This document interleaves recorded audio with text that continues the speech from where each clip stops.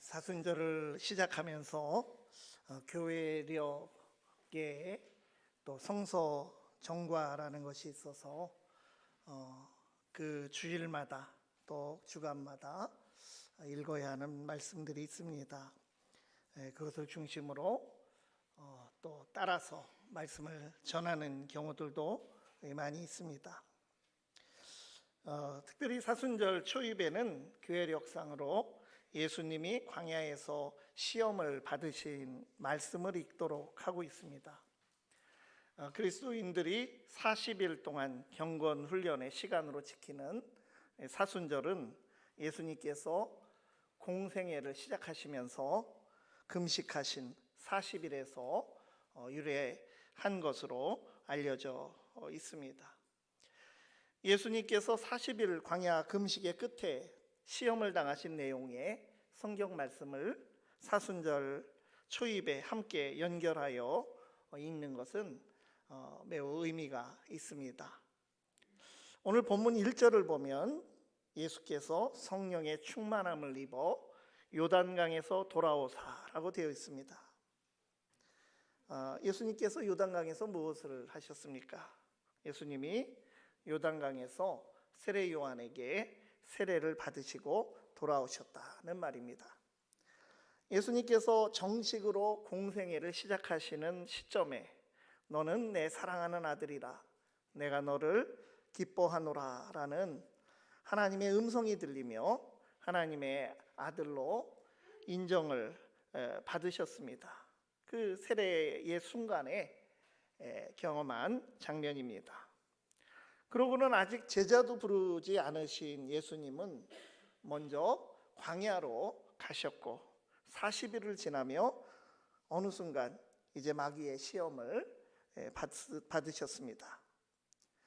이 누가복음의 기록에서 마귀의 시험 받은 것은 공관복음, 마태마가, 누가복음 전체에 나오지만 이 누가복음의 기록에서 눈에 띄는 점은 예수님이 요단강에서 세례를 받으신 일과 그리고 광야에서 시험을 받으신 일 사이에 예수님의 족보를 소개하고 있습니다. 이러한 내용 배치, 누가복음 3장 23절부터 이어지는 족보인데요. 예수께서 가르침을 시작하실 때에 30세쯤 되시니라. 예수님의 공생의 시점을 알 수 있는 성경의 증언입니다. 30세까지는 사적인 생애를 사시고 이제 공적인 생애로 나아가시는데 사람들이 아는 대로는 요셉의 아들이니 요셉의 위는 헬리오 이렇게 시작을 해서 이렇게 누가복음의 예수님의 족보는 상향식 족보, 누구의 위는 누구요 이렇게 윗대 조상들 방향으로 계속 올라가다가 아브라함을 지나서 아담까지 올라가고 그 위는 하나님이시니라 이렇게 족보가 끝납니다. 마태복음은 어떻습니까? 우리가 마태복음을 읽자마자 신약성경을 읽자마자 접하는 예수님의 족보, 마태복음 1장에서 예수 그리스도의 계보라 이렇게 하는 말씀이 시작되고 2절에서 아브라함이 이삭을 낳고로 시작하는 예수님의 족보가 나오는데 반면에 누가복음은 예수님이 공생애를 시작하시는 두 가지 표지, 세례를 받으셨다는 것과 또 시험을 받으셨다는 것 사이에 이 계보를 배치해서 기록해 놓은 것입니다. 이것은 예수님의 공생애에 이 족보와 무슨 상관이 있냐는 것입니다. 예수님이 이제 메시아로서 본격적인 사명을 감당하시게 될 때 그 사명은 단지 예수님 개인의 일이 아니라 그동안 기다려왔고 모든 시대의 인류 전체를 위하여 중요한 일이라고 하는 것을 강조하는 그런 효과로 이 배치를 그렇게 해서 이 누가라고 하는 인물을 통해 성령의 인도하심으로 이 누가복음에 쓰여진 것입니다. 바로 그 중차대한 인류 구원의 사명을 앞둔 예수님에게 오늘 본문을 보면 일을 시작하기도 전에 시험이 들어왔습니다. 중요한 일이기 때문에 더 시험이 오게 되는 것입니다.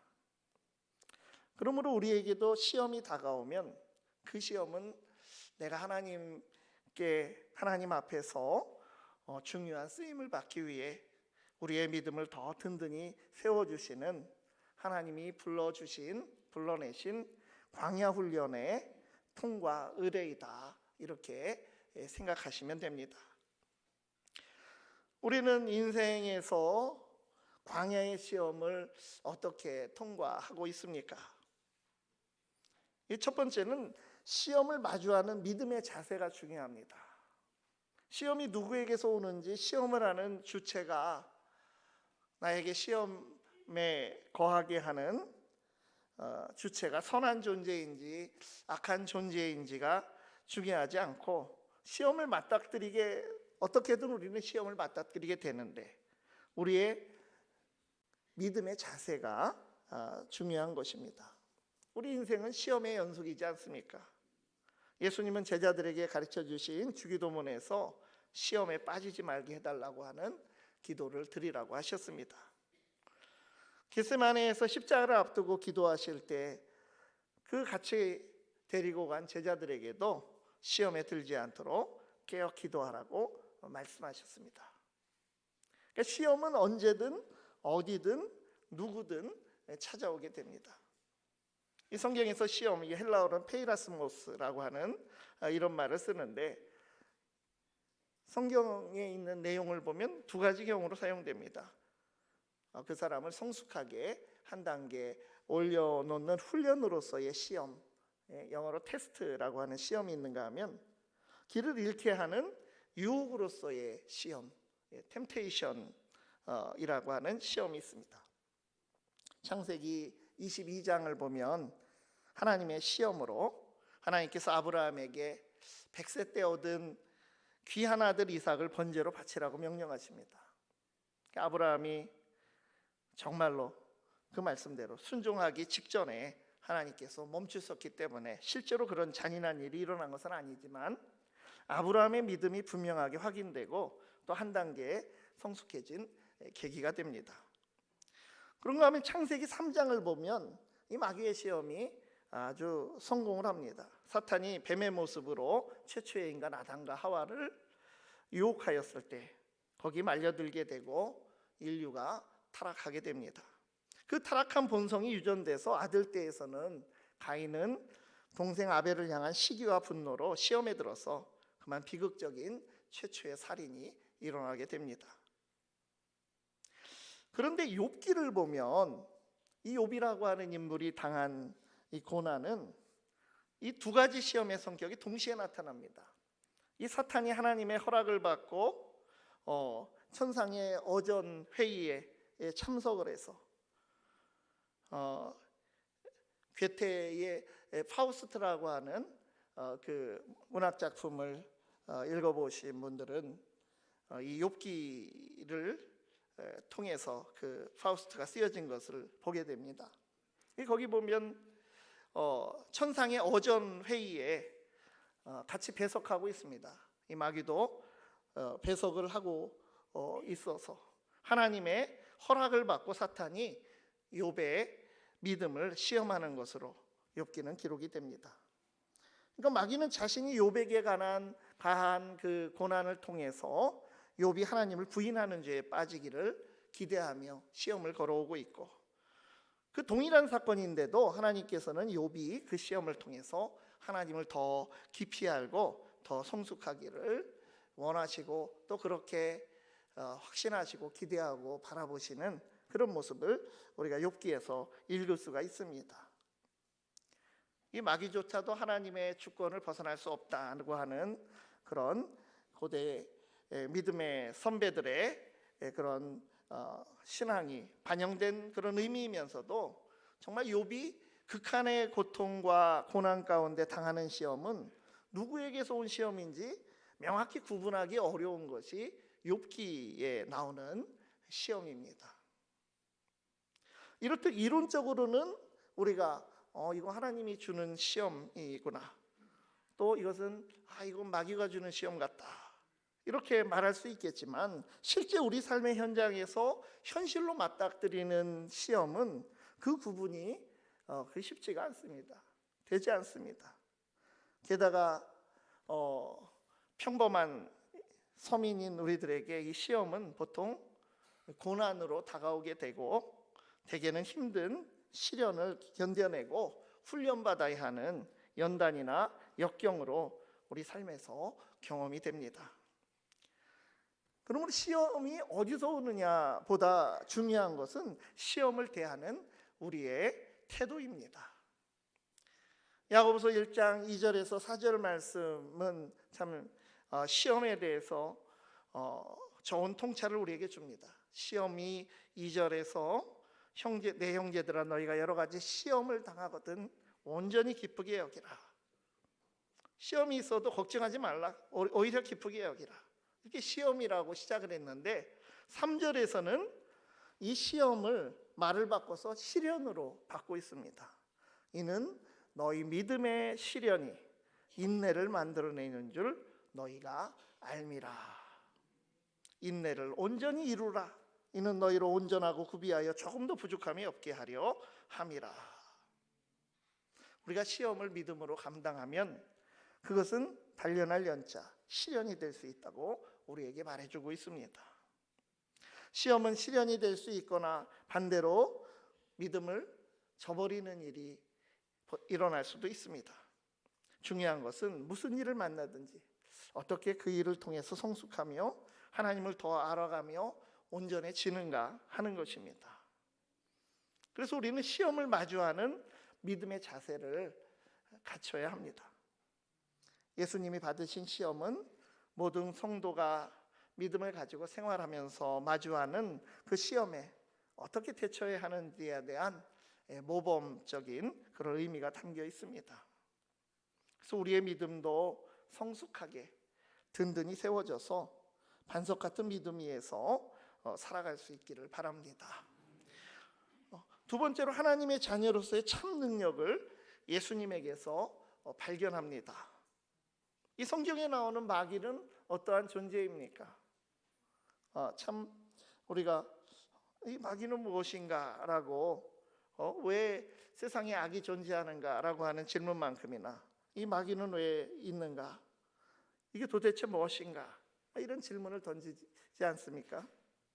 성경에서 마귀는 사탄, 또 악마, 악령, 귀신 등의 용어와 함께 한마디로 규정하기 어려운 다양한 모습으로 나타납니다. 마귀는 우리로 하여금 끝없이 하나님의 뜻을 따르지 못하도록 하는 힘입니다. 언제나 어디서나 그 강력한 힘을 발휘할 수 있고 그 누구나 그 대상이 될 수 있습니다.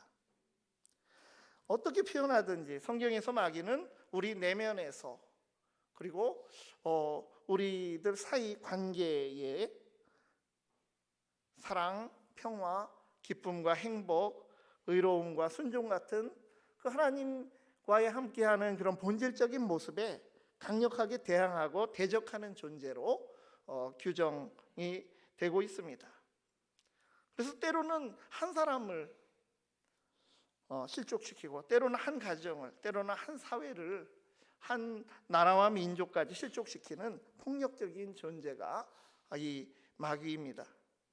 마귀는 광야에 들어가 빈들에서 홀로 금식하며 하나님 나라를 위해 새로운 준비를 하시는 예수님께 나타나 시험을 하는데 예수님을 무너뜨려서 예수님의 그 사명에 따라서 세워가시는 하나님 나라를 방해하기 위해서 그는 시도하고 오늘 말씀을 보면 모두 세 가지 우리가 잘 아는 시험의 내용이 있습니다.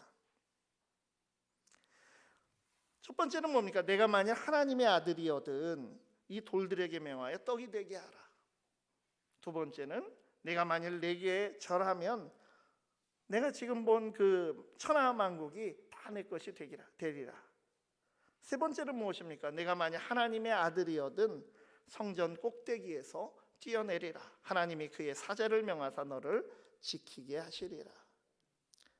이 세 가지 시험이 갖는 공통점은 하나님의 아들다운 능력을 보여달라는 것입니다. 그럼 믿겠다는 것입니다. 방금 세례를 받고 물 위로 나오실 때 성자 예수님의 머리 위로 성령이 비둘기같이 임하고 이 삼위일체의 적인 장면이죠. 성부 하나님의 음성이 들려옵니다. 내 사랑하는 아들이라고 하는 음성이 들려오며 하나님의 아들이심을 예수님은 인정을 받으셨습니다. 그렇게 하면서 공생애를 시작하시는 것인데, 그러자 마귀는 시험을 걸어온 것입니다. 하나님의 아들이라면 이 정도는 해야 하지 않느냐, 예수님께 시험을 던졌습니다.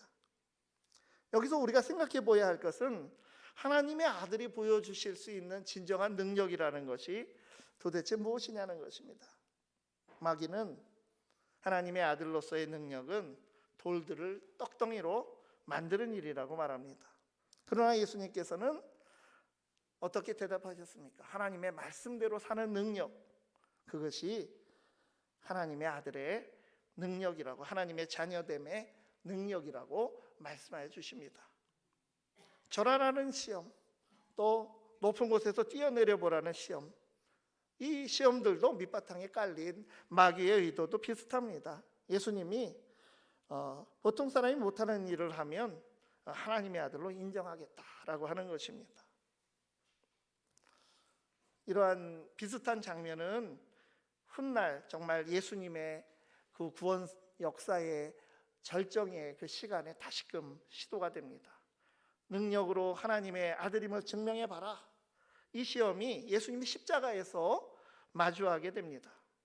십자가에 달리신 후에 고통 속에 계신 예수님, 참 목이 타는 갈증에 온몸에 피가 빠져나가면서 힘겨워서 정말 숨조차 제대로 쉴 수 없을 그런 예수님에게 십자가 아래에서 사람들이 예수님을 향해서 조롱하며 시험을 합니다.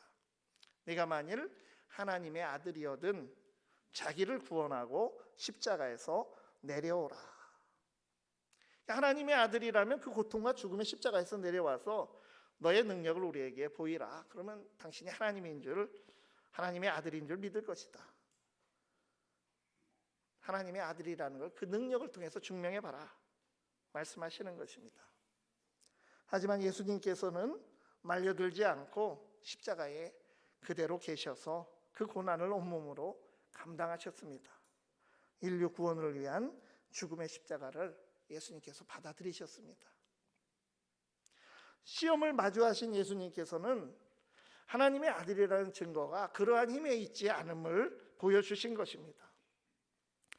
마귀가 예수님에게 하나님의 아들로서 그 권세한 능력을 보이라고 말한 것은 어떻게 보면 귀에 솔깃한 그런 말입니다. 지금 아직 제자들도 부르지 않은 예수님이신데 마귀가 한 말대로 하면 한꺼번에 많은 제자들을 모을 수가 있습니다. 무엇보다 예수님에게 그런 능력이 실제로 있기도 합니다.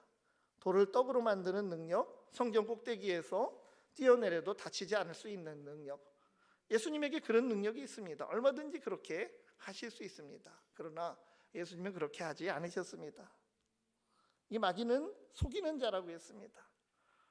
자기 말을 따르면 하나님 나라가 더 빨리 이루어지지 않겠냐면서 자기 뜻을 이루고자 합니다.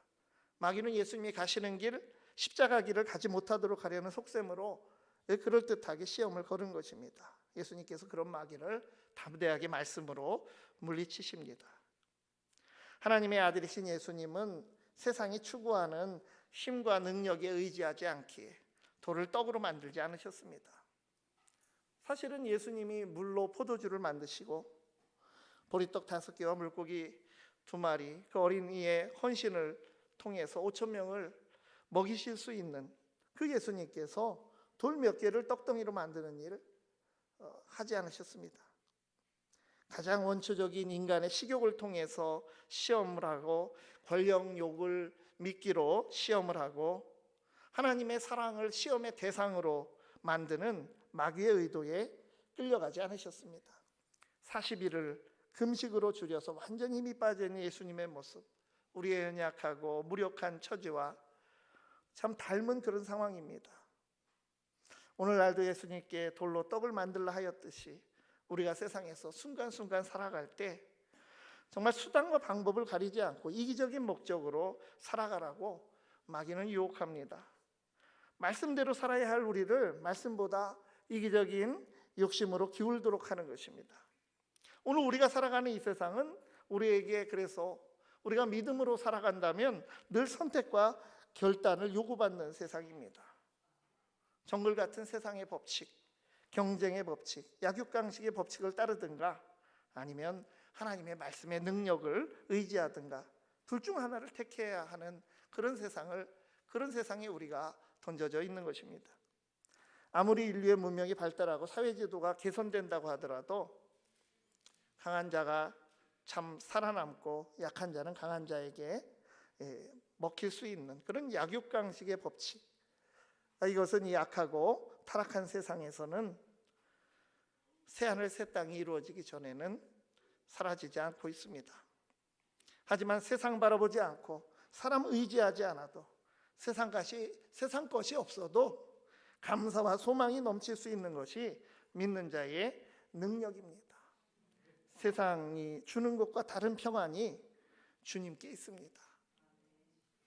오직 주님만을 바라보며 인생의 목적과 그 목적을 이루는 방법조차도 흔드는 그 시험을 마주할 때에 그리스도가 길이요 진리요 생명임을 믿으며 이 영적 싸움에서 승리할 수 있기를 바랍니다. 세 번째로 하나님의 영광을 위하여 살아가는 믿음의 삶이 능력입니다. 이 두 번째 시험을 보면 여러분 이제 마태복음과 누가복음의 그 시험의 순서가 조금 다릅니다. 두 번째, 세 번째가 바뀌어 있죠. 근데 누가복음에서 두 번째로 나오는 이 시험에서 마귀는 예수님을 자신 아래에 두기 위하여 예수님에게 천하만국의 수많은 사람들이 화려한 재물과 명예를 자랑하면서 살아가는 모습을 보여주면서 자신에게 절만하면 그 모든 것을 다 주겠다고 시험을 걸었습니다. 자신에게 절만한다면. 이것이 마귀의 진짜 의도입니다. 마귀가 예수님에 대해 시험하는 모든 핵심은 하나님의 다른 신을 섬기지 말라, 우상 만들어 섬기지 말라는 십계명의 가장 앞에 있는 계명을 범하도록 유혹을 합니다. 이 다른 두 가지 시험에서는 앞에 뭐라고 붙었습니까? 내가 만일 하나님의 아들이거든 이러이러한 것을 하라, 이렇게 말하였는데 이 시험에는 아예 그 조건절을 숨기고 거두절미하고 직설적으로 아예 명령을 합니다. 나에게 경배하라. 그러면 천하만국과 그 영광을 주겠다. 하나님의 아들이거든이라고 하는 말은 돌려서 한 말이고 사실은 나를 섬겨라, 나를 경배하라, 그런 말입니다. 하나님을 인정하지 않는 인생들, 겉으로는 우리가 사는 세상이 얼마나 화려합니까? 황금빛이고 화려하게 보여도 그 속을 보면 탐욕과 거짓과 참 미움이 만연한 세상, 마귀에게 굴복한 대가로 얻을 수 있다고 하는 그 예수님 앞에 던져진 그 시험이 요구하는 그 세상은 하나님 나라와는 반대로 가는 세상입니다. 나중에 예수님께서는 광야 시험을 모두 통과하시고 갈릴리에서 처음 사역을 시작하시면서 가장 먼저 하신 말씀이 회개하라, 천국이 가까이 왔느니라. 누가복음 4장에는 더 구체적으로 이사야서의 말씀을 인용하면서 하나님 나라가 무엇인지 우리에게 더 분명하게 알려주고 있습니다만, 회개하라는 것입니다. 악한 세상으로부터 돌이켜 회개하고 메시아 예수를 통해서 이 땅에 임하는 하나님이 온전히 주인 되어 다스리시고 이끄시는 하나님 나라, 그 천국을 받아들이는 것이 복된 삶이라고 예수님께서 선포하셨습니다. 교회의 영광과 참된 권위는 교회가 가지고 있는 어떤 화려함과 규모와 또 물리적인 힘이 아닙니다.